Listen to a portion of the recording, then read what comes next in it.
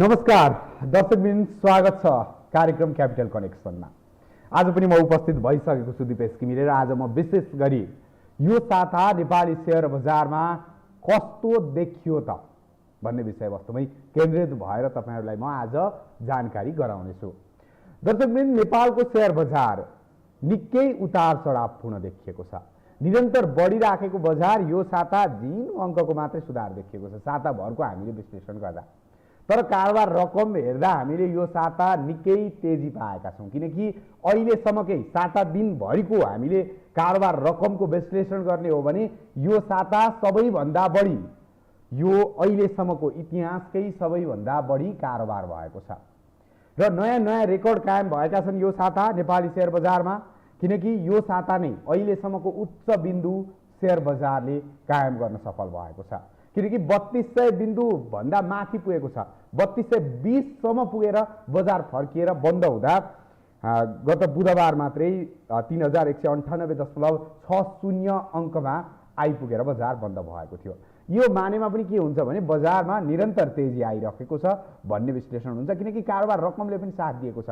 कुनै बेला 1 वर्ष 1.5 वर्ष अघि मात्रै हामीले कार्यक्रम चलाइरहँदा पनि, म अर्को टेलिभिजनमा कार्यक्रम चलाइरहँदा पनि के पाएका थियौँ भने कारोबार रकम 4 करोड 5 करोड हदै भए 20 करोड यो रेन्जमा हामीले भनिरहँदा हामीलाई पनि कति थोरै कारोबार भएको जस्तो महसुस हुन्थ्यो। तर अहिले 81 कारोबार रकम करोडमा होइन दर्शकबिन, अर्बमा पुगेको छ।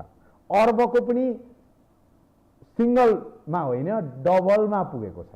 मतलब दोहोरो अङ्क, दोहोरो रूपमा अर्बमा कारोबार हुन थालेको छ। किनकि 20 अर्ब पनि नआएको इतिहास बनेको छ।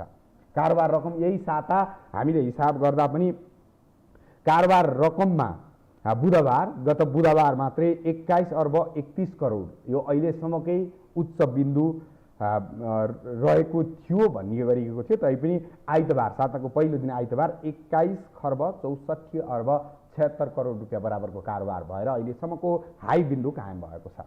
यो निकै सकारात्मक पक्ष हो र बजारमा निकै सुधार हुने अपेक्षा पनि गरिएको छ। विश्लेषकहरूले विभिन्न कारणहरू हुन सक्छन्। अहिले विभिन्न कम्पनीहरू, सूचीकृत कम्पनी सबैवटा कम्पनीहरूले चालु आर्थिक वर्षको रिपोर्ट, चालु आर्थिक वर्ष लागि सक्दा पुरानो आर्थिक वर्षको रिपोर्ट, पुरानो आर्थिक वर्ष गत आर्थिक वर्षको चौथो त्रैमासको रिपोर्ट सार्वजनिक गरिसकेका छन् र सार्वजनिक गर्दा पनि कोरोना महामारीका बीचमा पनि कम्पनीहरूको नाफामा उल्लेख्य सुधार आएको छ। यो कारणले पनि बजार बढेको भन्ने विश्लेषण पनि भएको छ। अर्को कुरो, ब्याज दर पनि अलिकति कम भएकाले अलिकति अहिलेको पुँजी बजारमा केही सहजता देखिएको हो कि भन्ने पनि विश्लेषण भएको छ। साताकै कुराकानी गर्नुपर्दा यो साता अहिलेसम्मकै 7 दिनको 5 दिन हिसाब गर्दा 5 दिनको कारोबारमा अहिलेसम्मकै उच्च कारोबार भएको छ, जुन 97 अर्ब 59 करोड 60 लाख बराबरको कारोबार हुन पुगेको छ। यो अहिलेसम्मकै उच्च कारोबार हो। 5 दिनको कारोबार जोड्दा यो कारोबार अहिलेसम्मकै उच्च हो र यो साता बजार बन्द हुँदा 3180.79 बिन्दुमा बन्द भएको छ र यो साता नयाँ नयाँ रेकर्ड कायम भएका छन्। मैले पनि तपाईहरुलाई जानकारी गराइसकेको छु। बुधबार 3198.60 लेभल अहिलेसम्मकै उच्च बिन्दु पुगेको थियो र त्यस दिनको कारोबार भनेको 3220 सम्म पुगेको थियो। दिउँसो कारोबार भने बन्द हुँदा भने 3198.60 बिन्दुमा पुगेर बजार बन्द भएको थियो बुधबार। यो अहिलेसम्मकै उच्च कारोबार, उच्च बिन्दु हो। नेपाल स्टक एक्सचेन्ज नेप्से सूचक, नेपालको शेयर बजार मापक सूचक नेप्से अहिलेसम्मको उच्च बिन्दुमा बुधबार पुगेको थियो। र साताको पहिलो दिन, अघि पनि मैले भने, साताको पहिलो दिन आइतबार अहिलेसम्मकै सबैभन्दा बढी कारोबार पनि भएको थियो। र दर्शकबिन, बजारमा सामान्य करेक्सन आउँदै बिहीबार भने बजार बन्द भएको छ। यो एउटा करेक्सन मात्रै मान्न सकिने विज्ञले बताएका छन्। तथापि हामी विज्ञको धारणा पनि राख्छौँ। बजारमा के कस्तो गतिविधि भइराखेको छ हामी मात्रै तपाईहरुलाई जानकारी गराउने छैनौँ र बजारमा के कस्तो गतिविधि भइराखेको छ विज्ञको पनि धारणा राख्छौँ। तर अब भने पालो भएको छ साताभर एउटा डाटामा हेर्दा साताभर कस्तो देखियो त नेपाली शेयर बजार। अबको प्रस्तुतिमा यो रिपोर्ट हेरौँ। निरन्तर बढिरहेको नेपाली शेयर बजारमा यो साता पनि नयाँ नयाँ रेकर्ड कायम भएका छन्। नेपाल स्टक एक्सचेन्ज नेप्से परिसूचकमा सामान्य वृद्धि भए पनि कारोबार रकमले भने नयाँ रेकर्ड बनाएको छ। साताको पहिलो दिन 24.57 अङ्कले घटेको नेपाली शेयर बजार सूचक नेप्सेमा कारोबार रकम भने अहिलेसम्मकै उच्च 21 अर्ब 64 करोड 76 लाख बराबरको भएको थियो। साताको दोस्रो दिन केही अङ्कले बढेको बजारमा कारोबार रकममा भने गिरावट देखियो। मङ्गलबार र बुधबार पनि नेपाली लगानीकर्तामा उत्साह कायमै देखियो, तर साताको अन्तिम दिन भने बजारमा जलविद्युत कम्पनीहरूमा करेक्सन देखिँदा 18.24 अङ्कले नेप्से सूचकमा गिरावट आएर 3180.79 अङ्कमा बन्द भएको छ। यही साता नेपाली सेयर बजारले अहिलेसम्मकै उच्च बिन्दु कायम गर्न सफल भएको छ। साताको चौथो दिन बुधबार बजारमा 38 अङ्कको सुधार आउँदै हालसम्मकै उच्च बिन्दु 3198.60 मा बजार पुगेको थियो। यो साता समग्रमा बजार 1.45 अङ्कले बढेको छ। त्यस्तै कारोबार रकम पनि साताभर 97 अर्ब 59 करोड 60 लाख बराबरको भएको छ। यो साताभर भएको कारोबार रकम अहिलेसम्मकै उच्च हो। पछिल्लो समयमा सेयर बजारप्रति धेरैको आकर्षण बढेको देखिन्छ। पहिलेको तुलनामा अहिले आएर सेयर बजारप्रति सबैजसो वर्ग, समुदाय, पेसा, व्यवसाय गर्नेदेखि विद्यार्थीहरूको समेत आकर्षण रहेको देखिन्छ। त्यही कारणले पनि कारोबार रकममा सुधार आएको विश्लेषण भएको छ। जलविद्युत कम्पनीमा सुधार आएका कारण बजार सकारात्मक रहे तापनि साताको अन्तिम दिन भने लगानीकर्ताको रोजाइ अन्य क्षेत्र परेको देखिन्छ। वित्तीय अवस्था कमजोर भएका जलविद्युत कम्पनीहरूको समेत सेयर भाउ उच्च देखिएको र कतिपय जलविद्युत कम्पनीका प्रबन्धक आफैले सेयर मूल्यमा अस्वाभाविक वृद्धि गराएको हल्ला चल्न थालेपछि विद्युत नियमन आयोगले ध्यानाकर्षण भएको विज्ञप्ति निकालेसँगै जलविद्युतका लगानीकर्ता बाहिरिएको विश्लेषण समेत भएको छ। सूचीकृत सबै कम्पनीले वित्तीय विवरण सार्वजनिक गरिसकेका छन्। विवरणमा अधिकांश कम्पनीको नाफामा वृद्धि देखिनाले पनि अब सेयर बजार बढ्न सक्ने कतिपयको बुझाइ छ। त्यस्तै कम्पनीहरूले लाभांश घोषणा र साधारण सभा गर्ने समय पनि नजिकिनु बजार सकारात्मक हुने कारण रहेको विज्ञको भनाइ छ। सहज तरलता, सस्तो बैंक ब्याज दर लगायतका प्रमुख पक्षले सेयर बजारका लागि सकारात्मक अवस्था बनाइरहेको र बजारमा नयाँ लगानीकर्ता थपिने क्रम जारी रहेकाले बजार अझै बढ्ने सेयर विश्लेषकको भनाइ छ। पछिल्लो समय युवा पुस्ताहरू सेयर बजारमा प्रवेश गरिरहेका छन्। अनलाइन प्रणाली र बढ्दो सूचना प्रविधिको विकासले गाउँघरमा समेत बिस्तारै सेयर बजार सम्बन्धी चेतना विकास हुँदै गएको छ। सेयर बजार प्रविधि मैत्री भएको छ। यसबाट दूर दराजमा बस्नेहरूलाई समेत सेयर खरिद बिक्रीमा निकै सजिलो भएको छ। यही कारणले बजार पनि बढिरहेको छ, तर बजार तलमाथि गइरहन्छ। यो बजारको स्वाभाविक प्रक्रिया हो। यसर्थ आम लगानीकर्ताले योजनाबद्ध हिसाबले अघि बढ्न सक्नुपर्छ। र दर्शकबिन, यो रिपोर्ट हेरिसक्नु भएको छ। साताभर कस्तो देखिएको थियो त नेपाली सेयर बजार भन्ने विषयवस्तुमा हामीले तयार पारेको रिपोर्ट थियो। र अब भने पालो भएको छ कम्पनीहरूको अवस्था कस्तो छ। कम्पनीहरूमा पनि अहिलेसम्म बोल आउन नसकेको वाणिज्य बैङ्कहरूको अवस्था गत आर्थिक वर्षमा कस्तो देखियो त, यी विषयवस्तु समेटेर हामीले बैङ्कहरूको नाफा कस्तो छ भन्ने विषयवस्तुमा रिपोर्ट तयार गरेका छौँ। यो रिपोर्ट अबको प्रस्तुतिमा हेरौँ। गत आर्थिक वर्ष 2077-78 मा 27 वाणिज्य बैङ्कहरूले समग्रमा 20% नाफा बढाएका छन्। 27 बैङ्कहरूले कुल 63 अर्ब 37 करोड 38 लाख रुपियाँ खुद नाफा कमाएका छन्, जबकि अघिल्लो आर्थिक वर्षमा यी बैङ्कहरूको नाफा 52 अर्ब 80 करोड 6 लाख रुपियाँ रहेको थियो। गत आर्थिक वर्षमा 5 बैङ्कको नाफा घटेको छ भने 22 बैङ्कको नाफा बढेको छ। विदेशी स्वामित्वका बैङ्कहरू स्ट्यान्डर्ड चार्टर, एभरेस्ट र SBI को नाफा घटेको छ। त्यस्तै पूर्ण सरकारी स्वामित्वको राष्ट्रिय वाणिज्य बैङ्कको नाफा 13%ले घटेको छ भने सेन्चुरी कमर्सियल बैङ्कको नाफा 6%ले घटेको छ। वाणिज्य बैङ्कहरूमा नबिलले सबैभन्दा धेरै 4.5 अर्ब रुपियाँ खुद नाफा कमाएको छ। कतिपय बैङ्कहरूले विकास बैङ्क तथा फाइनान्स कम्पनीलाई मर्ज गरेर एकीकृत रिपोर्ट सार्वजनिक गरेकाले पनि नाफामा उच्च वृद्धि भएको देखिएको छ। नेपाल बङ्गलादेश बैङ्कको नाफा सबैभन्दा धेरै 84%ले बढेको छ। वाणिज्य बैङ्कहरूको आधार दर र स्प्रेड दर समेत घटेको अवस्थामा पनि बैङ्कहरूको नाफामा उल्लेख्य प्रगति देखिन्छ। बैङ्कहरूको स्प्रेड दर समेत घटेको अवस्थामा नाफा बढ्नु सकारात्मक पक्ष रहेको बैङ्कर्स बताउँछन्। ऋणीबाट बैङ्कर्सहरूले लिने ब्याज दर र निक्षेपकर्तालाई दिने ब्याजको औसत अन्तर स्प्रेड दर भएकाले ऋणीलाई भार पारेर नाफा आर्जन नभएको बैङ्कर्सको दाबी छ। कोभिड महामारीका बावजुद पनि धेरै रकम उठेको र त्यसको नतिजा नाफामा देखिएको हो। उड्डयन क्षेत्र, होटल तथा पर्यटन, पार्टी प्यालेस, सिनेमा हल लगायतका क्षेत्रबाहेक सबैतिरको सावा र ब्याज गत वर्ष पनि उठेको छ। त्यस्तै नाफा बढ्नुको अर्को कारण सेयर बिक्रीबाट भएको आम्दानी पनि रहेको छ। सेयर बजार बढेका बेला धेरैले नाफा बुक गरेका कारण यसको प्रभाव वित्तीय विवरणमा देखिएको कतिपयको बुझाइ छ। कोरोना महामारीका बीच बैङ्कहरूको बिजनेसको वृद्धि दर पनि उच्च देखिन्छ। गत आर्थिक वर्षमा वाणिज्य बैंकहरूले 28% कर्जा बढाएका छन्। 2077 असार मसान्तसम्म यी बैंकहरूले 29 खर्ब 3 अर्ब कर्जा प्रवाह गरेकोमा 78 साल मसान्तसम्म 37 खर्ब 21 अर्ब पुगेको छ। त्यस्तै गत आर्थिक वर्ष 2077-78 को चौथो त्रैमाससम्म 27 वाणिज्य बैंकहरूले कुल 40 खर्ब 88 अर्ब 79 करोड 15 लाख 26 हजार रुपियाँ कुल निक्षेप सङ्कलन गरेका छन्। औसतमा बैंकहरूको निक्षेप सङ्कलन 21.41% वृद्धि भएको छ। अघिल्लो वर्ष यसै अवधिमा यी बैंकहरूले 33 खर्ब 67 अर्ब 96 करोड 72 लाख रुपियाँ कुल निक्षेप सङ्कलन गरेका थिए। दर्शकबिन, बैंकहरूको रिपोर्ट हेरिसक्नु भएको छ। वाणिज्य बैंकहरूको नाफा 20%ले बढेको छ। उल्लेख्य रूपमा वाणिज्य बैंकहरूको रिपोर्ट बढेको छ, नाफा बढेको छ र अन्य सूचकहरू पनि निरन्तर सुधार आइराखेका छन्। यसको मतलब के हो भने रिटर्न पनि उनीहरूले राम्रो दिन्छन् भन्ने हो। तर पनि अझै पनि बैंकमा बुल आएको छैन। मैले तपाईँहरूलाई भनेको छु, यो मेरो भनाइ मात्रै होइन, विज्ञको धारणा पनि हो र बैंकमा बुल कहिले आउने हो यो अपेक्षा लगानीकर्ताहरूले गरि नै राखेका छन्। र अब भने दर्शकबिन्दहरूलाई नेपालको पुँजी बजारमा साताभर पुँजी बजार साथसाथै आर्थिक क्षेत्रमा साताभर कस्ता कस्ता गतिविधि भए त, यी कुराहरू समेटेर हामीले आर्थिक गतिविधि तयार गरेका छौँ। अबको प्रस्तुतिमा हेरौँ यो आर्थिक गतिविधि।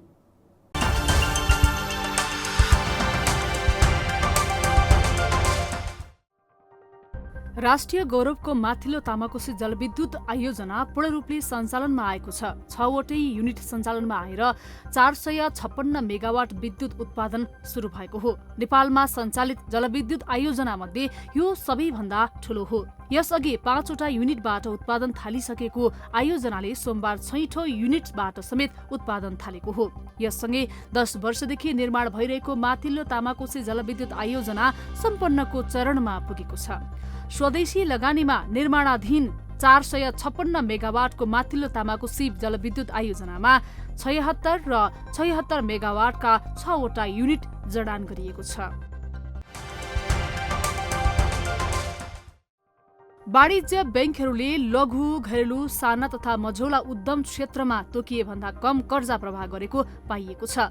नेपाल राष्ट्र बैंकबाट प्राप्त एक तथ्याङ्क अनुसार यस्तो कर्जा प्रवाह 10.1% को अनुपातमा भएको छ। राष्ट्र बैंकले वाणिज्य बैंकहरूलाई 2078 असार मसान्तभित्र त्यस्ता क्षेत्रमा न्यूनतम 11% को अनुपातमा रु 1 करोड भन्दा कम रकमको कर्जा प्रवाह गर्न निर्देशन दिएको थियो। तर त्यस्ता क्षेत्रमा 10.1% को अनुपातमा मात्र कर्जा प्रवाह भएको छ। यो भनेको साना तथा मझौला उद्यममा 0.9% बिन्दुले कर्जा प्रवाह अपुग हो। रकमको आधारमा उक्त क्षेत्रमा रु 3 खर्ब 27 अर्ब 80 करोड प्रवाह भएको छ। गत आर्थिक वर्षको असार मसान्तसम्ममा वाणिज्य बैंकहरूले करिब 37 खर्ब रुपैयाँ कर्जा प्रवाह गरेका छन्। रसुवामा आयोजना स्थल रहेको 216 मेगावाट क्षमताको माथिल्लो त्रिशुली 1 जलविद्युत आयोजनाको भौतिक निर्माणको काम सुरु भएको छ।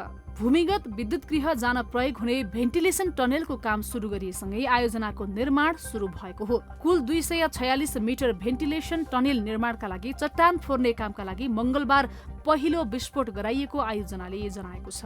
यो सँगै मुख्य प्रवेश, केबल, मुख्य सुरुङ लगायत स्थापना, निर्माण सामग्रीको परीक्षण, पहुँच, सडकका लागि त्रिशुली नदीमा बेली ब्रिजको निर्माण, बाँध लगायत संरचना निर्माणका लागि रुख कटान, सर्च ट्याङ्क तर्फको पहुँच, सडक निर्माण लगायत अन्य धमाधम भइरहेको छ। निर्माणमा अहिले 200 श्रमिक आयोजना स्थलमा खटिएका छन्।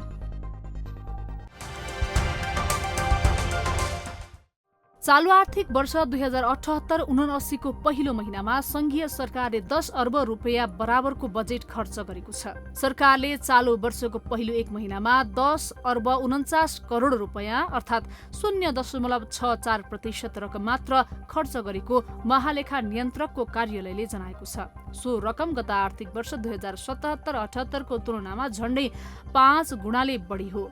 तर गत वर्ष सो अवधिमा कोरोना नियन्त्रण तथा रोकथामका लागि पूर्ण रूपमा लकडाउन गरिएको थियो। गत वर्ष पहिलो 1 महिनाको अवधिमा सरकारले मात्र 1 अर्ब 98 करोड रुपियाँ खर्च गरेको थियो।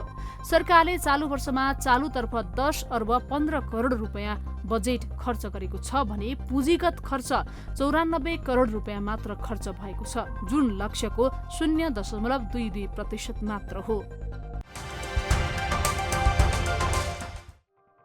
नेपालमा सन् 2019मा बहुआयामिक गरिबीको रेखामुनि रहेको जनसङ्ख्या 17.4%मा झरेको छ। राष्ट्रिय योजना आयोगले बुधबार सार्वजनिक गरेको बहुआयामिक गरिबी सूचक प्रतिवेदन 2019 अनुसार 17.4% मानिस गरिबीको रेखामुनि रहेको देखिएको हो। सन् 2018मा 28.6% मानिस बहुआयामिक गरिबीको रेखामुनि रहेका थिए। सन् 2018मा 28.6% मानिस बहुआयामिक गरिबीको रेखामुनि रहेका थिए। आयोगको प्रतिवेदन अनुसार ग्रामीण भेगका 28% जनसङ्ख्या बहुआयामिक गरिबीको रेखामुनि छन् भने शहरी क्षेत्रमा 12.3% जनसङ्ख्या बहुआयामिक गरिबीको रेखामुनि छन्। यस्तो गरिबीको दर सबैभन्दा धेरै कर्णाली प्रदेशमा 39.5% र सुदूरपश्चिम प्रदेशमा 25.5% जनसङ्ख्या बहुआयामिक गरिबीको रेखामुनि देखिएको छ। 15औं पञ्चवर्षीय आवधिक योजनाले आर्थिक वर्ष 2080-81 सम्ममा बहुआयामिक गरिबी 11.5%मा झार्ने लक्ष्य राखेको छ।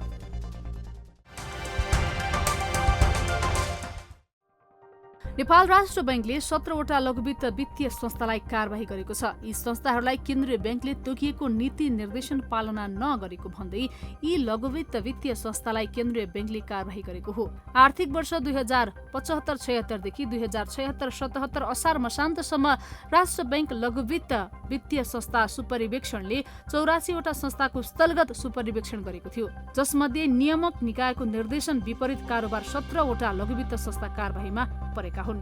केन्द्रीय बैंकले यी संस्थाहरूलाई न्यूनतम पुँजी कोष कायम नगरेको र अनिवार्य मौजदात कायम नगरेको भन्दै लिखित स्पष्टीकरण सोध्ने जरिवाना हर्जना तिराएको छ। दर्शकबिन आर्थिक गतिविधि तपाईहरूले हेरिसक्नु भएको छ। आर्थिक गतिविधिमा हामीले साताभरका कम्पनीहरूको विश्लेषण, कम्पनीहरूको न्युजहरू, कम्पनीहरूले के गरिराखेका छन् र आर्थिक क्षेत्रमा कस्तो चलायमान भइराखेको छ भन्ने विषयवस्तु समेटेर हामीले तपाईहरूलाई जानकारी गराएका थियौँ। अर्को एउटा कुरा सानो जानकारी गराउन चाहन्छु। अहिले मौद्रिक नीतिको प्रभाव वाणिज्य बैंकहरूको नाफामा पनि देखिने भनिएको छ, तर कस्तो प्रभाव देखिन्छ भन्ने आकलन गरिएको छैन। मौद्रिक नीतिमा केही कुराले गर्दा पुँजी बजारमा पनि असर गर्यो भनिएको छ, तर कस्तो असर गर्यो भन्ने विश्लेषण भएको छैन, किनकि खासै असर गरेको चाहिँ हामीले चाहिँ देखिनौँ। किनकि कारोबार रकममा जब तेजी आउँछ तब सक्रिय लगानीकर्ता छन् है। करिब 2-2.5 लाख 2.5-3 लाख लगानीकर्ता अहिले दैनिक कारोबार सेकेन्डरी मार्केटमा अनलाइन मार्फत गरिराखेका छन्। यसको मतलब के हो भने लगानीकर्ता निकै सक्रिय छन्।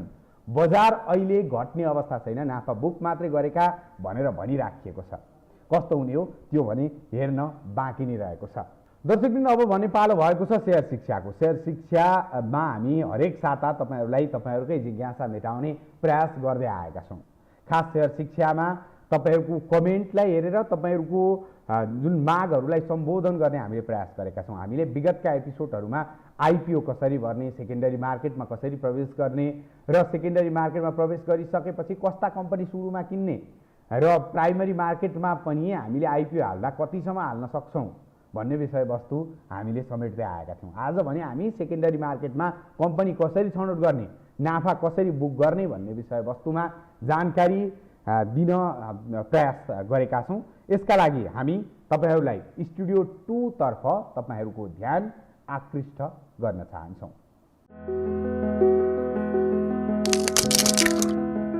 दर्शकहरूलाई सबैभन्दा पहिला त नमस्कार नै गर्न चाहे। म शशी नेपाल। लगानीकर्ता साथीहरू, हामी सेयर किन्न जान्ने भइसक्यौँ तर बेच्न जान्दैनौँ र घाटामा बेच्नुपर्ने बाध्यता आइपर्न सक्छ। आज म तपाईहरूलाई बजारमा कसरी प्रवेश गर्ने र कसरी निस्कने भन्ने जानकारी गराउँछु है। पछिल्लो समय नेपालको शेयर बजारमा नयाँ लगानीकर्ताहरू थपिने क्रम बढ्दै गएको छ। बजारमा नयाँ लगानीकर्ताहरूको प्रवेश कोरोनाका कारण लगानीमा अन्य क्षेत्र अझै चलायमान हुन नसक्नु ब्रोकर कमिसन घट्नु लगायतका कारणहरूले गर्दा अहिले शेयर बजारले नयाँ नयाँ रेकर्ड बनाउँदै गएको छ। बजारमा आउनुभएका तपाईहरू सबैलाई कस्ता कम्पनीमा लगानी गर्ने, कुन समयमा लगानी गर्ने, लगानी गर्दा कम्पनीको कुन कुन पक्षमा ध्यान दिने जस्ता कुराहरू थाहा नहुन पनि सक्छ। आधारभूत पक्षहरूका बारेमा जानकारी नहुँदा कतिपय लगानीकर्ताहरूले नोक्सानी बेहोरिरहेका पनि छन्। शेयरका बारेमा आधारभूत ज्ञान समेत हासिल नगरी सामाजिक सञ्जालमा फैलिने हल्लाका आधारमा लगानी गर्दा त्यसले तपाईहरूलाई ठुलो नोक्सानी पुर्याउन पनि सक्छ है। शेयर बजारका पुराना खेलाडीहरूले कतिपय अवस्थामा नयाँ लगानीकर्ताको अपरिपक्वतामा खेलिरहेका हुन्छन्। कुनै कम्पनीको मूल्य केही समयसम्म लगातार बढाउने अनि निश्चित बिन्दुमा पुगेपछि आफ्नो नाफा बुक गरेर बेचिदिन्छन्। यस अवस्थामा तपाईहरू मूल्य बढेको अनुमान अथवा अनुपात हेरेर शेयर खरिद गर्नुहुन्छ अनि नोक्सानमा जान पनि सक्नुहुन्छ। मेरो विचारमा लगानीकर्ताहरूले कुनै कम्पनीमा लगानी गर्दा हल्लाका पछाडि नलागी कम्पनीका बारेमा अध्ययन गरेर मात्र लगानी गर्न सके पछि पछुताउन पर्दैन, अथवा भनौँ त्यस्तो पछुताउनु पर्ने दिन नआउन पनि सक्छ है। यदि तपाईँ बजारमा नयाँ हुनुहुन्छ भने कुनै पनि कम्पनीमा आफ्नो पैसा लगानी गर्नु पूर्व लगानीकर्ताहरूले त्यो कम्पनीको व्यवस्थापन पक्ष कस्तो छ भन्ने कुराको ज्ञान चाहिँ राख्नुपर्छ। संस्थाको सफलता र असफलताको निर्धारण त्यस कम्पनीमा कस्तो व्यवस्थापन छ भन्ने कुराले पनि गर्छ।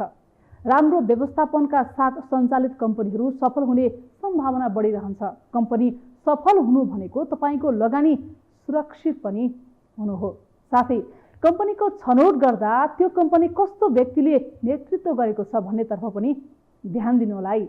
विगतमा उसले नेतृत्व गरेको कम्पनीको अवस्था कस्तो थियो र उसको दक्षता कुन विषयमा छ भन्ने कुराको पनि जानकारी राख्नुपर्छ।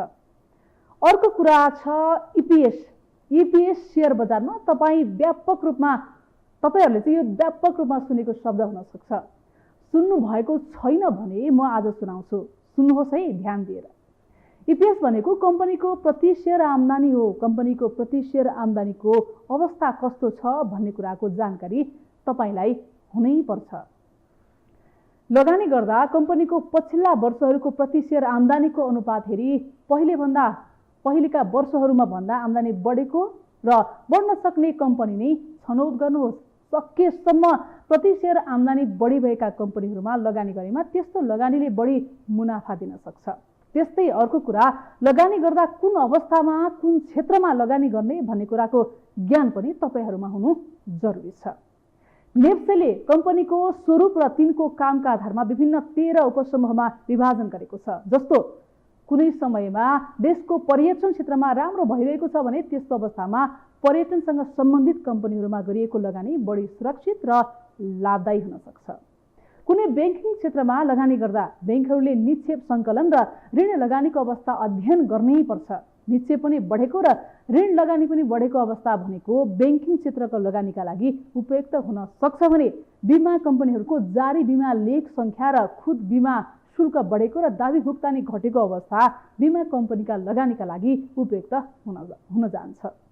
मैले फेरि भन्न चाहे निक्षेप पनि बढेको सुन्नुहोस् है र ऋण लगानी पनि बढेको अवस्था भनेको ब्याङ्किङ क्षेत्रको लगानीको लागि उपयुक्त हुन सक्छ भने बिमा कम्पनीहरूमा जारी लेख सङ्ख्या र खुद बिमा शुल्क बढेको र दाबी भुक्तानी गरेको अवस्था बिमा कम्पनीमा लगानीका लागि उपयुक्त हुन जान्छ। लगानीकर्ता साथीहरू, शेयर बजारमा लगानी गर्दा बजारको अवस्थाको बारेमा पनि लगानीकर्ताहरूले अध्ययन गर्न जरुरी हुन्छ। बजारमा देखिएको तरलता क्षणिक हो वा दिगो हो भन्ने कुराको ज्ञान तपाईहरूमा हुनुपर्छ नि। अहिलेको अवस्थामा शेयर बजारमा लगानी बढी भित्रनुको मुख्य कारण भनेका ब्याङ्किङको मुद्दती निक्षेपमा न्यून ब्याज दर हुनु, लगानीका अन्य क्षेत्रमा लगानीको वातावरण नहुनु, कम ब्याज दरमा ब्याङ्कहरूले ऋण लगानी गर्नु नै हो झैँ मलाई पनि लाग्छ। शेयर बजारमा लगानी गर्दा बजारको हल्ला र आफ्नो भावनालाई सधैँ टाढा राख्नुपर्छ। कहिलेकाहीँ बजारको हल्लाबाट कसैले क्षणिक आम्दानी गर्न सक्लान्, तर दीर्घकालीन रूपमा हेर्ने हो भने हल्ला र व्यक्तिगत भावनाहरू शेयर कारोबारका मुख्य शत्रु नै हुन्। बजारमा चलाइएका हल्लाहरू भनेका कुनै निहित समूहको निहित स्वार्थपूर्ति गर्ने उद्देश्यले चलाइएका हुन्छन्, जसको शिकार भर्खर प्रवेश गरेका तपाईहरूमा पर्न सक्छ अथवा तपाईँहरू पर्न सक्नुहुन्छ। त्यसकारण दोस्रो बजारमा प्रवेश गरेका नयाँ लगानीकर्ताहरूलाई कसैको हल्लाको पछाडि लागेर लगानी गर्नुभन्दा पनि कम्पनीका बारेमा र बजारको अवस्थाका बारेमा राम्रो अध्ययन गरेर मात्र लगानी गर्नुहोला है। हवस् त लगानीकर्ता साथीहरू, आजको शेयर शिक्षा सेगमेन्टबाट म पनि बिदा हुन्छु। हेर्दै गर्नुहोला क्यापिटल कनेक्सन। नमस्कार। दर्शकबिन, यो रहेको थियो शेयर शिक्षा। शेयर शिक्षामा आज हामीले तपाईँहरूकै जिज्ञासा मेटाउने प्रयास गरेका थियौँ र शेयर शिक्षामा तपाईँहरूको जिज्ञासा मेटाउने हामी आगामी दिनमा पनि प्रयास गर्ने नै छौँ। अब भने तपाईँहरूले सबैभन्दा बढी रुचाएको सेगमेन्टको पालो भएको छ। खास तपाईँहरूलाई विज्ञको धारणा राख्ने हामीले निरन्तर कोसिस गर्दै आएका छौँ। उहाँको धारणा र बजारप्रतिको बुझाइ, उहाँको अनुभव समेटेर हामीले उहाँका भनाइहरू राख्दै आएका छौँ। र यो पालि हामीले तुलसीराम ढकाल, जो इन्भेस्टर फोरमका उपाध्यक्ष हुनुहुन्छ, साथसाथै उहाँ सामाजिक काममा पनि सक्रिय हुनुहुन्छ, साथसाथै उहाँ विभिन्न कम्पनीको सञ्चालक पनि हुनुहुन्छ। उनी अनुभवी लगानीकर्ताको भनाइ आजको क्यापिटल कनेक्सनमा हामी यहाँहरूका माझ राख्न चाहन्छौँ।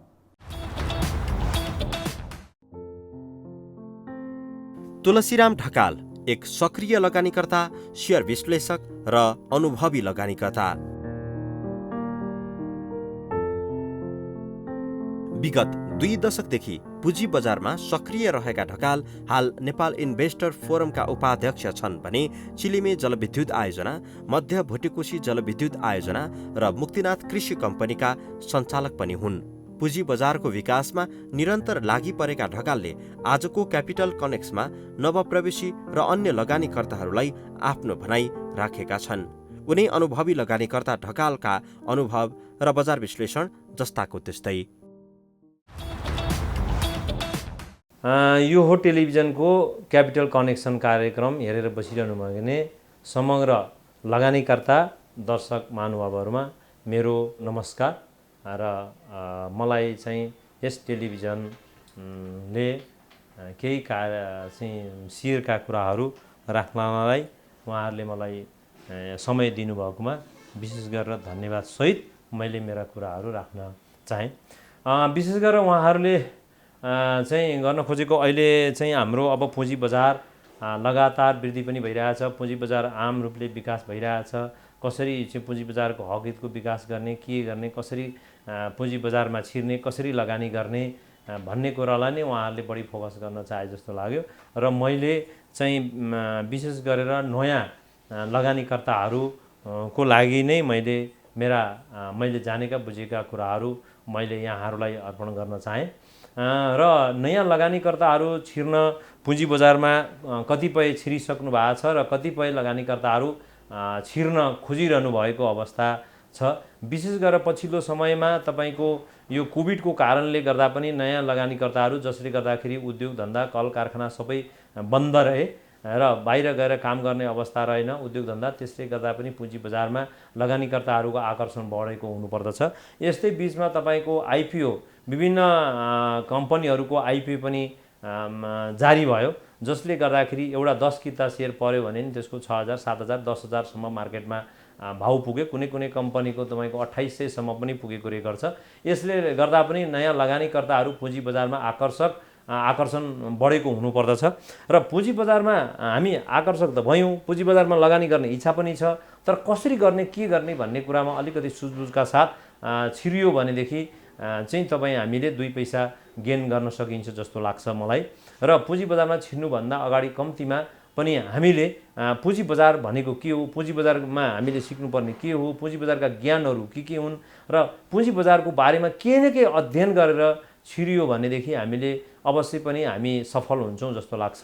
र त्यो गर्नको लागि अब विशेष गरेर नयाँ लगानीकर्ताहरूलाई त मार्केटमा छिर्नको लागि प्राथमिक शेयरबाटै छिर्नको लागि म विनम्र अनुरोध गर्दछु। प्राथमिकबाट शेयरबाट छिरिसकेपछि के हुन्छ भने शेयर बजार भनेको के हो, कसरी जाने, कसरी लगानी गर्ने, त्यसका तौल तरिका के हुन् भन्ने कुराहरू चाहिँ धेरै अनुभव हुन्छ। र आजभन्दा अगाडि धेरै अगाडि चाहिँ तपाईँको प्राथमिक शेयर खोल्नलाई भर्नको लागि तपाईँको घन्टौँ घन्टासम्म लाइन बस्नु पर्दथ्यो।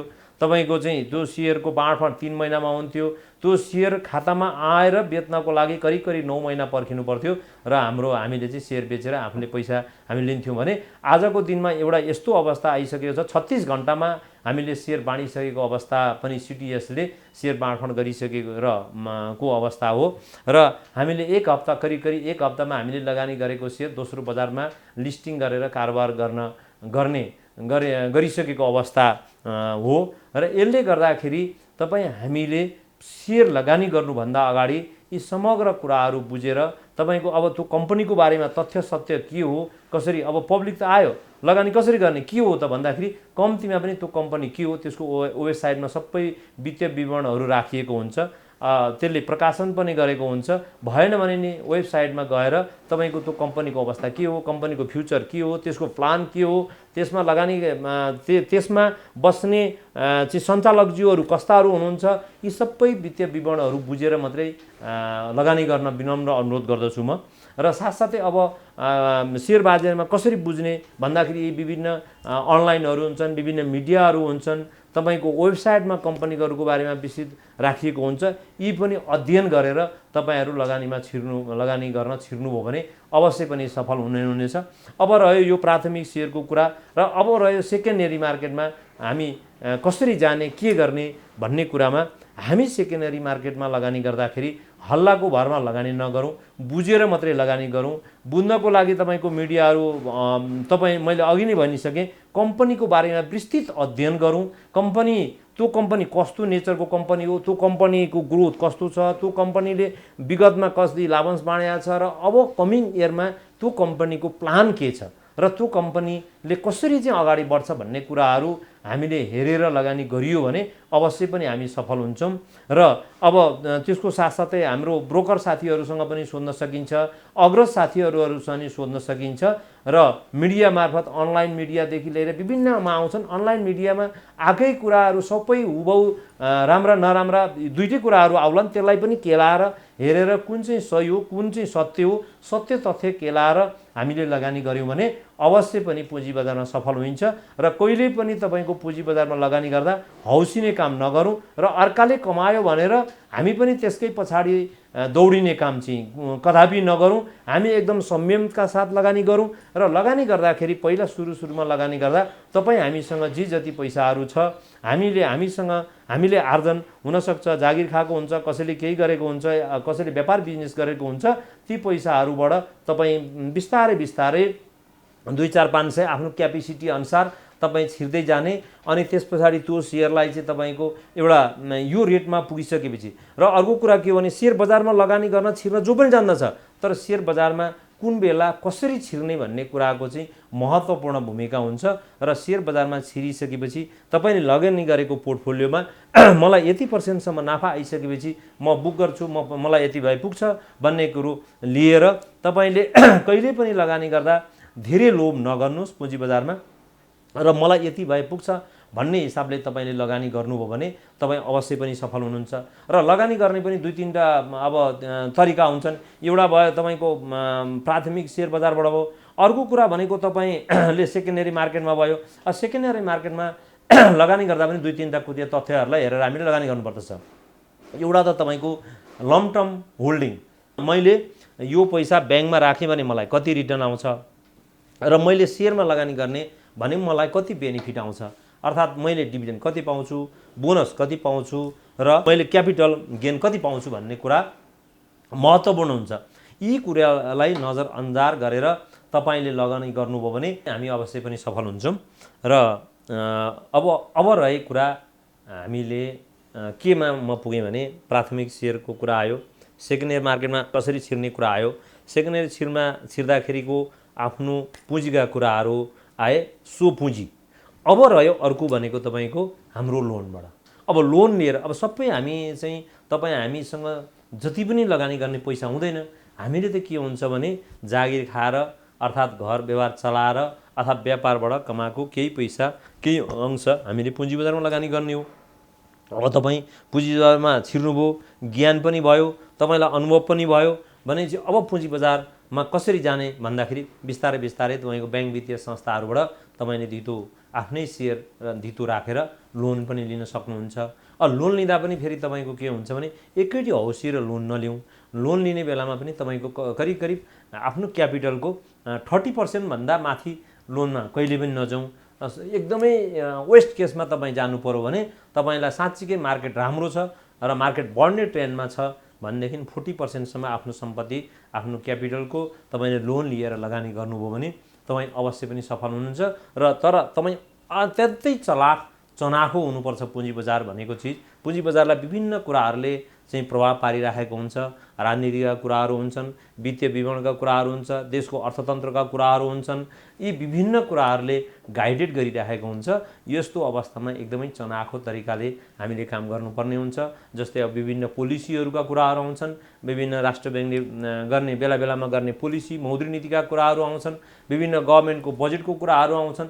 यस्ता कुराहरूबाट हामी सचेत रहेर हामीले चाहिँ मार्केटको ट्रेन्ड कता छ, कसरी जाँदैछ, कता बग्दैछ मार्केट भन्ने कुरा हामी लगेर लगानी गऱ्यौँ भने अवश्य पनि सफल हुन्छौँ। र लगानी गर्ने अन्धाधुन्ध तरिकाले कहिले पनि लगानी नगरौँ। तपाईँले लगानी गरेको के हुँदैछ, कुन अवस्थामा छ तपाईँ, र तपाईँलाई कति प्रफिट हुँदैछ, कति गेन हुँदैछ, तपाईँलाई डिभिडेन्डबाट कति आउँछ र क्यापिटल गेनबाट कति आउने हो। तपाईँको अब करिब करिब तपाईँको मानौँ तपाईँले 10% 8% ब्याज तिर्दै हुनुहुन्छ भने करिब पनि 5% घट्टीमा पनि 5-6% तपाईँको त्यो डिभिडेन्ड या बोनसबाट तपाईँले रिटर्न हुने खालको कम्पनी मात्रै लगानी गरेर 2-3% भनेको तपाईँको क्यापिटल गेनलाई छोड्नु होला। त्यो हुनुभयो भने तपाईँ सधैँ सफल रहनुहुन्छ। होइन तपाईँ चाहिँ अन्धधुन्ध कम्पनीहरू जुनसुकै कम्पनी होस्, आयो ल फलानाले जे सेयरमा कमायो अरे ल म पनि पैसा कमाउनु पर्यो भन्दैमा आउँदैमा तपाईँले चाहिँ यहाँ अब सयौँ कम्पनीहरू चाहिँ लिस्टेड छन्। अब ती कम्पनीहरू छान्न जानु भएन भने कहिलेकाहीँ दुःख पाइन्छ। त्यसले गर्दाखेरि तपाईँहरू कम्पनी छान्न जान्नु, छानेर मात्रै लगानी गर्नुहोस्। आफूले जानिएन भने पनि तपाईँका अग्रज साथीहरू, ब्रोकर साथीहरूसँग चाहिँ तपाईँले सिकेर बुझेर लगानी गर्नु भने अवश्य पनि पुँजी बजारमा तपाईँ सफल रहनुहुनेछ। र सफल हुनको लागि अब मैले दुई चडा कुराहरू गरेँ। अब अहिले तपाईँको पर्टिकुलरी फेरि तपाईँहरूलाई अब यदि त भने र पुँजी बजारको अवस्था अहिलेको अवस्था के हो, कसरी पुँजी बजार गइरहेछ भन्ने कुरा पनि तपाईँहरूलाई हुनसक्छ, जिज्ञासा हुनसक्छ। त्यसको बारेमा मैले जाने बुझेअनुसार पुँजी बजार करिब करिब आजको डेढ वर्ष अगाडि हाम्रो पुँजी बजार 1200 को इन्डेक्सको सेरोफेरोमा रहिरहेको थियो। यो करिब 4 वर्षदेखि चाहिँ डाउन ट्रेन्डमा थियो र पुँजी बजार जब तपाईँको करिब 1.5 वर्ष अगाडिदेखि हाम्रो अफ ट्रेन्डमा पुँजी बजार गइरहेको छ र पुँजी बजार चाहिँ माथि जानुका विभिन्न कारणहरू छन्। यो बेलामा के हो भने हाम्रो तरलता अत्याधिक रह्यो। हामीले हिजो 14% 12% ब्याज तिरेका ब्याङ्कका ब्याजहरू आज तपाईँले चाहिँ सरल तरिकाले तपाईँले 7-8% मै तपाईँले लोन पाउन थाल्नुभयो र तपाईँको चाहिँ अन्य क्षेत्रहरू सबै लगानीका क्षेत्रहरू खुम्चिँदै गए। कोभिडले गर्दाखेरि तपाईँको बाध्य भएर हामीले आम लगानीकर्ता आम पिपुलहरू घरमा बस्न बाध्य रह्यौँ, ढोकाभित्र थुनिएर बस्नुपर्ने अवस्था आयो। अनि त्यसपछि अन्य लगानीहरूका क्षेत्रहरू सबै खुम्चिँदै गए। लगानी ब्याङ्कहरूले अन्य क्षेत्रमा लगानी गर्ने क्षेत्रहरू खुम्चिँदै गए। त्यसको प्रभाव कहाँनिर पर्यो भन्दा पुँजी बजारमा पर्यो र अनि त्यसले गर्दाखेरि पुँजी बजार चाहिँ आज करिब 3200 को इन्डेक्सको सेरोफेरोमा गइरहेछ। साथसाथै तपाईँको के थियो भने हामी हिजो ओपन क्राईबाट सुरु गरेर अनि हिजो स्टक एक्सचेन्जमा ब्रोकर साथीहरू पनि त्यहाँ गएर किनबेच गर्नु पर्थ्यो भने आज हामी पनि सँगसँगै ब्रोकरको अफिसमा धाएर ल यो यति 10 किता यो मलाई कुनै सेयर किनिदिनु पर्ने, ल मेरो यति सेयर किनिदिनुहोस्, यति बेचिदिनुहोस् भन्दै लाइन बसेर तपाईँको सेयर किन्नु पर्थ्यो भने आजको दिनमा चाहिँ हामी यति सुविधा छ। अनलाइनले गर्दा हामी घरमै बसी अफिसमै बसी कारोबार गर्न सफल रह्यौँ। त्यसको श्रेय त्यसले गर्दा पनि अहिले पुँजी बजार यो लेभलमा पुगेको हो। अहिले देश विदेश विभिन्न क्षेत्रमा हामी नेपालको जुनसुकै कुना बसेर पनि सेयर कारोबार गर्न सक्छौँ र विभिन्न देश विदेशमा बसेका साथीहरूले पनि सेयर कारोबार गर्न सक्नुहुन्छ। जसले गर्दाखेरि पुँजी बजार आजको अवस्थामा पुगेको हो र पुँजी बजार अझै पनि आम लगानीकर्ताहरू साथीहरूलाई के होला भने पुँजी बजारको अबको फ्युचर के हो, अवस्था के हो भन्ने जिज्ञासा हुनसक्छ। अब त्यसको सन्दर्भमा मैले यहाँहरूलाई के जाहेर गर्न चाहेँ भने पुँजी बजार करिब 1.5 वर्ष मात्रै हुँदैछ पुँजी बजार बढ्दै गरेको र अझै पनि पुँजी बजार बढ्ने आधारहरू विभिन्न तथ्यहरू छन् हामीसँग। त्यो भनेको के हो भने आजका दिनमा नि बजार ब्याङ्क रेट चाहिँ अहिले पनि बेस रेट एकदमै तल्लो रेटमा छ, जसले गर्दाखेरि हामीले चाहिँ सस्तो लोन पाइराखेका छौँ। सँगसँगै तपाईँको ब्याङ्कहरूले चाहिँ हामीले ल सेयर कर्जा लिदिनु पर्यो भनेर सहज रूपले दिइराखेको अवस्था छ र अब तपाईँको वर्षभरिको वित्तीय विवरणहरू नि प्रकाशन भइसकेका छन्। वित्तीय विवरणमा तपाईँको के छ भन्नुहुन्छ भने अहिले राष्ट्र ब्याङ्कको अस्तिको सर्कुलर अनुसार सेन्ट्रल ब्याङ्कले जुन डिभिडेन्ड बाँड्न लाग्यो भने 30% मात्रै डिभिडेन्ड, अन्य चाहिँ तपाईँको बाँडेको डिभिडेन्डमा 70% स्टक डिभिडेन्ड भनेको मतलब बोनस सेयर दिने भन्ने पनि उहाँ पोलिसी सर्कुलर भइसकेको छ। त्यसले गर्दा पनि हाम्रो स्टक डिभिडेन्डले पनि हामीलाई आकर्षक अर्थात् हामीले प्रतिफल हामीले 1 वर्षसम्मदेखि लगानी गरेको प्रतिफल पनि पाउने अवस्था हो। र तपाईँको अझै पनि कोभिडले गर्दाखेरि हामी बाहिर गएर अन्य ठुल्ठुला उद्योग धन्दाहरू सञ्चालन गर्ने अवस्था अहिले पनि सहज रूपमा भइसकेको अवस्था छैन र आम लगानीकर्ताहरू आजका दिनमा 40 लाख लगानीकर्ताहरूले डिम्याट खोलिसक्नु भएको छ। करिब 9 लाखले अनलाइनबाट आफै कारोबार गर्नुहुन्छ। डे टु डे कारोबार गर्ने 2.5 देखि 3 लाखले डे टु डे कारोबार गर्नुहुन्छ भनेदेखि अब तपाईँको पुँजी बजार घट्ने कुरै आएन। गत आर्थिक वर्षमा मात्रै हामीले राजस्वतिर हेर्ने हो भने करिब 1400 अर्बभन्दा माथि चाहिँ हामीले 1400 अर्बभन्दा माथि हामीले ट्याक्स तिरेको अवस्था छ। 14 अर्ब पोइन्ट छ। त्यसले गर्दाखेरि राजस्वलाई पनि हामीले यो पुँजी बजारले ठुलो टेवा दिएर आइरहेको अवस्था छ। यी विभिन्न कारणले गर्दाखेरि पुँजी बजार अबको पुँजी बजार बढ्ने नै हो र डे टु डे लगानीकर्ताहरू तपाईँको थपिनु नै भएको छ र फेरि बढ्यो भन्दैमा फेरि तपाईँलाई मैले के भन्दिनँ भने तपाईँहरू आएर हौसेर आजै किन्नुहोस् भन्दिनँ। तपाईँहरूले लगानी स्टक डिभिडेन्ड छान्ने, तपाईँहरूले लगानी गर्ने कम्पनीहरू चाहिँ तपाईँले सिलेक्ट गर्न जान्नुपर्छ र तपाईँहरूले लगानी गर्ने कम्पनीमा कम्तीमा डिभिडेन्ड बोनस के दिन्छ, कसरी त्यो कम्पनीको फ्युचर छ, के प्लान छ, त्यो चाहिँ बुझेर अवश्य लगानी गर्नुहोला। अन्धाधुन्ध लगानी नगर्नु होला कृपया एकदमै मेरो विनम्र अनुरोध हो। किनभने तपाईँहरू जस्तो लगानीकर्ता नयाँ साथीभाइ जो पनि हामी 2 पैसा कमाउनै आएको हो र सबैले कमाउनुपर्छ। तपाईँहरू हरेक कुराबाट कमाउनु भयो, सक्षम हुनुभयो भने मात्रै यो पुँजी बजारको दिगो विकास हुन्छ र पुँजी बजारमा हामी आज कमाउने भोलि छिरेर हिँड्ने होइन। यो एउटा पुँजी बजारलाई उद्योगको रूपमा स्थापित गर्नु छ हामीले र पुँजी बजारलाई हाम्रो एउटा लाइफभरि हामीले चाहिँ पुँजी बजार चलाउनु छ, एउटा व्यवसायको रूपमा उद्योगको रूपमा चलाउनु छ भनेपछि त्यस्तै अनुशासित भएर लगानी गर्न सिकौँ, जसले गर्दाखेरि पुँजी बजारको अन्य दिगो हुन्छ र हामीले पुँजी बजारबाट सधैँभरि हामी लाभान्वित भइरहनेछौँ। यो पनि विनम्र अनुरोध गर्न चाहेँ। र अब रहेको कुराहरू तपाईँको के छ भने अहिलेका पोलिसीहरूका कुराहरू विभिन्न राष्ट्र ब्याङ्कका मौद्रिक नीतिका कुराहरूको बारेमा पनि जिज्ञासा हुनसक्छ। जस्तै अब तपाईँको के छ भने हाम्रो मार्जिन लेन्डिङ 70% हामीले लिइराखेका थियौँ र विभिन्न बिचबिचमा हल्लाहरू थियो, मार्जिन लेन्डिङ चाहिँ 60% झर्छ भन्ने कुराहरू थियो। तर त्यसलाई चाहिँ राष्ट्र ब्याङ्कले 70%, सेन्ट्रल ब्याङ्कले चाहिँ तपाईँको 70% नै कायम गरेको अवस्था छ आजको दिनमा। खालि अब तपाईँको एउटा लोनको सीमा चाहिँ 12 करोडसम्म मात्रै लिन पाउने भन्ने सीमा छ। त्यसमा पनि तपाईँको एउटा ब्याङ्कबाट 4 करोड र टोटलमा 12 करोड। त्यसको चाहिँ हामीले चाहिँ अर्थमन्त्रीज्यूलाई हामीले चाहिँ विनम्र अनुरोध गरिसकेका छौँ। सर्कुलर आउन बाँकी छ। यो लोनको सीमा बढाउने भनेको मतलब अहिले पहिलाको जस्तो सहज अवस्था हो त्यस्तै अवस्था उपलब्ध गराइदिनु होला भने हामीले अनुरोध गरिसकेका छौँ। अवश्य पनि त्यसको सम्बोधन हुनेछ र हामीले हाम्रो सम्पत्ति राखेर लोन लिन नपाउने भन्ने हुँदैन र सम्पत्ति राखेर हामीले उद्योग धन्दा, कल कारखाना आदि इत्यादि विभिन्न क्षेत्रमा हामीले लगानी गर्न सक्छौँ। जसदाखेरि तपाईँको भोलि राज्यलाई प्रत्यक्ष अप्रत्यक्ष रूपमा तपाईँको रोजगारले हामीले उपलब्ध गराउँछौँ, हामीले ट्याक्सहरू उपलब्ध गराउँछौँ र राज्यलाई ट्याक्स पाउँछ भनेपछि अब यस्तो क्षेत्रमा हामीले सेयर राखेर धितो राखेर लोनै हामीलाई चाहिँ सीमा तोकियो भने त्यसले ठुलो असर पार्दछ। त्यसले गर्दाखेरि त्यो सीमालाई चाहिँ हटाइनुपर्छ। अर्थात् हामीले राखेको हाम्रो सेयर, हाम्रो सम्पत्ति धितो राखेर हामीले अन्य क्षेत्रहरूमा पनि लगानी अहिले पनि भइरहेको छ र भोलिका दिनमा पनि मेरो सम्पत्ति राखेर मैले उद्योग धन्दा, कल कारखाना, तपाईँको हाइड्रो पावर आदि इत्यादि र टुरिज्म विभिन्न सेक्टरमा मैले लगानी गर्न सक्छु। त्यसको लागि पनि राष्ट्र बैङ्क, सेन्ट्रल ब्याङ्कले अवश्य पनि सोच्ने नै छ भन्ने हामीले आशा राखेका छौँ र उहाँहरूको त्यो सचिएर मतलब सर्कुलरमा आउने नै छ भन्ने मैले आशा राखेको छु। र अब मैले चाहिँ यहाँहरूका धेरै कुराहरू अब धेरै कुरा नभए तापनि केही कुराहरू सम्बोधन गर्न सकेँ जस्तो लाग्छ।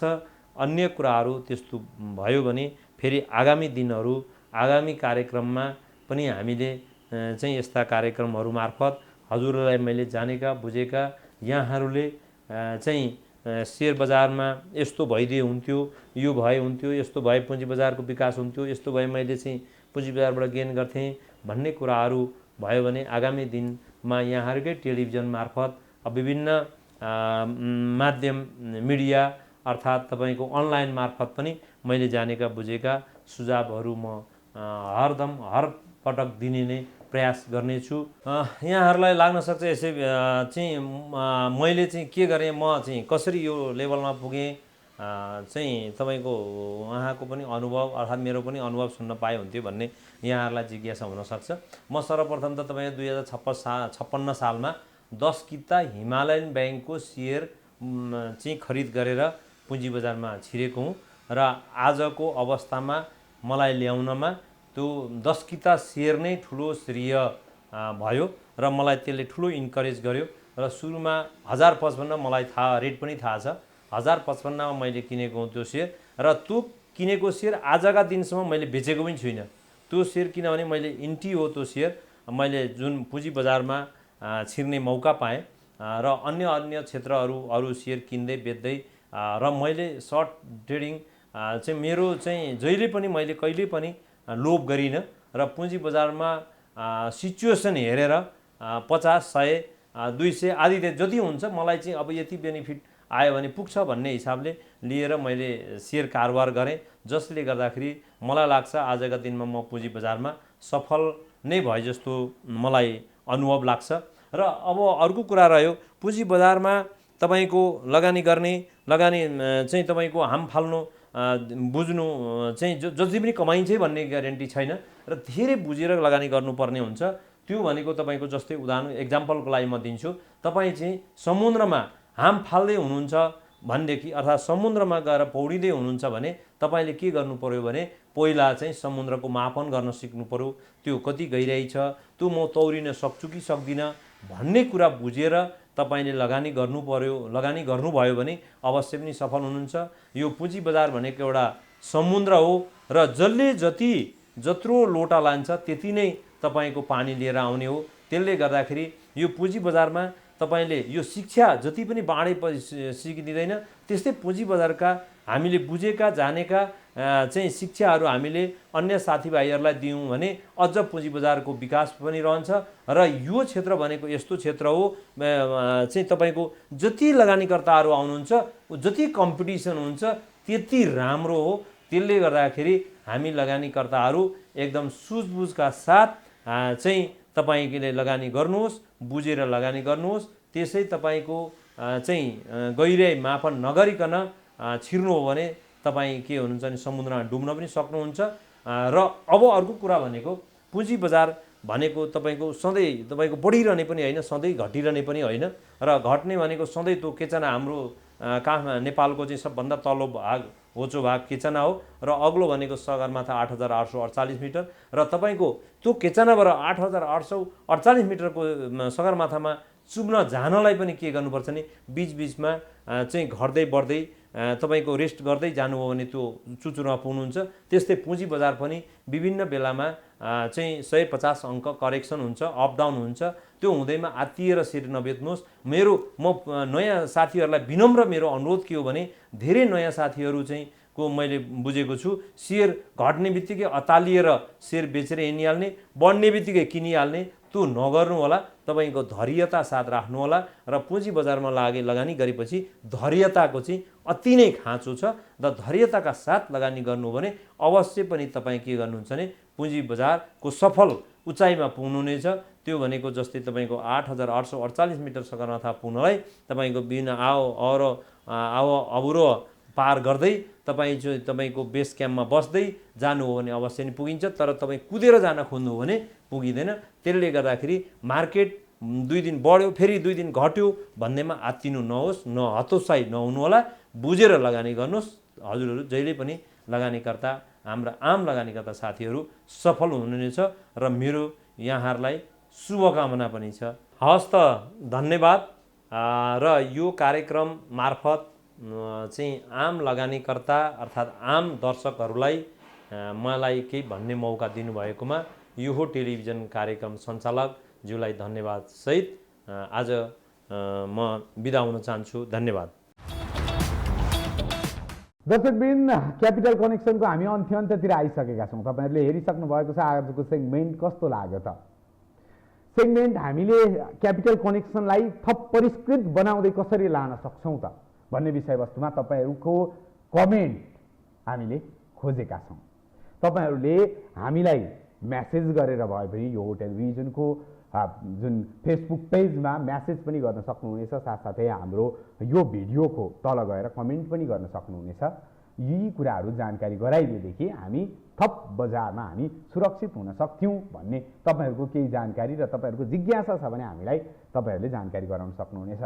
हामी आफै मात्रै तपाईँहरूलाई जानकारी दिने छैनौँ, किनकि हामी निरन्तर विज्ञहरूसँग कोअर्डिनेसन गरेर उहाँहरूले के भन्नुहुन्छ त, नेपाल स्टक एक्सचेन्ज के भन्दैछ, नेपाल धितोपत्र बोर्ड के भन्दैछ, धितोपत्र बोर्डका सञ्चालकहरू के भन्दै हुनुहुन्छ, धितोपत्र बोर्डको चेयरम्यान के भन्दै हुनुहुन्छ, नेप्सेको सञ्चालक समितिले के भन्दैछ, नेप्से कहाँ के गर्दैछ, के प्रब्लम छ तपाईँहरूका, ती कुराहरू हामीलाई राख्नुहोस्। हामी उहाँहरूका भनाइ समेटेर तपाईँहरूका माझ हामीले प्रस्तुत गर्नेछौँ। र हामी कार्यक्रमको अन्त्यमा आइसकेका छौँ। यसअघि पनि तपाईँहरूलाई बताइसकेको छु र कार्यक्रम क्यापिटल कनेक्सन हेर्दै गर्नुहोला। तपाईँहरूको लगानी सुरक्षित होस्, तपाईँहरू सबल कम्पनीमा लगानी गर्नुहोस्, तपाईँ प्रतिफल मात्रै कमाउनुहोस्, बजार थोरै घट्यो भनेर नआत्तिनुहोस्, तपाईँहरू राम्रा कम्पनी छानेर लगानी गर्नुहोस्। यही भन्दै आजको कार्यक्रम क्यापिटल कनेक्सनको समय पनि सकिसकेको छ। पुनः कार्यक्रम क्यापिटल कनेक्सन लिएर उपस्थित हुने नै छु। त्यतिन्जेलका लागि म दिपेश घिमिरे पनि बिदा चाहन्छु। हेर्दै रहनुहोला यो हो टेलिभिजन। नमस्कार।